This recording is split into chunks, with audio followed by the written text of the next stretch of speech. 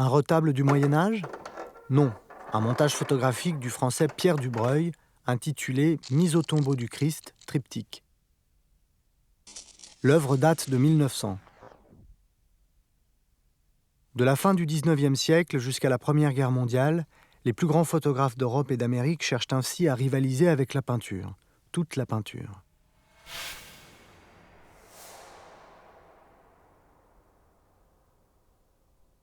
« 1910, du même Pierre Dubreuil, une photographie intitulée « Interprétation Picasso, le rapide ». La référence au cubisme est claire, l'image l'est moins. Il faut la regarder attentivement pour reconnaître une photographie de locomotive, le rapide du titre, retravaillé et rehaussé au fusain, jusqu'à ce que la locomotive et la photographie deviennent pareillement méconnaissables. Ce travestissement, qu'on appelle le pictorialisme, est la réponse à une crise. Un demi-siècle après son invention, la photographie doute de sa véritable nature. Une autre locomotive, filmée par les frères Lumière en 1896.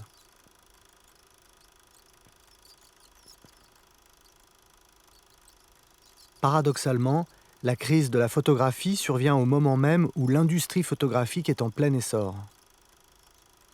Cette foule d'ouvrières et d'ouvriers sort d'une usine fabriquant du matériel photographique.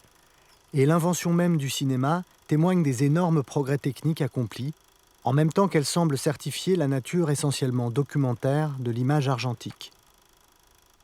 C'est une révolution qui n'a d'égal que celle qu'on connaît aujourd'hui avec le numérique.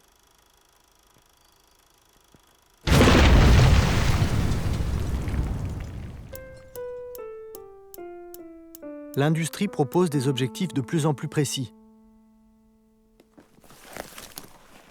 des appareils de plus en plus petits, des émulsions de plus en plus rapides.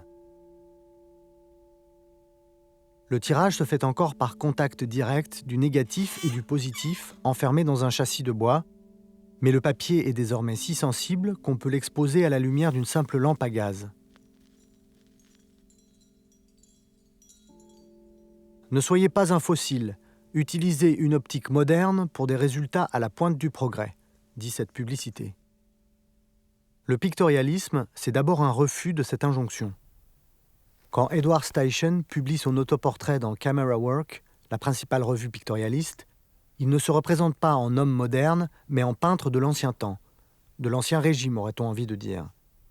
C'est la nostalgie du geste artisanal de la main et du pinceau, opposé au travail de la machine. La matière même de l'image cherche à faire oublier sa nature mécanique et chimique. Pour devenir artistique, la photographie doit renoncer à elle-même, se faire non photographique.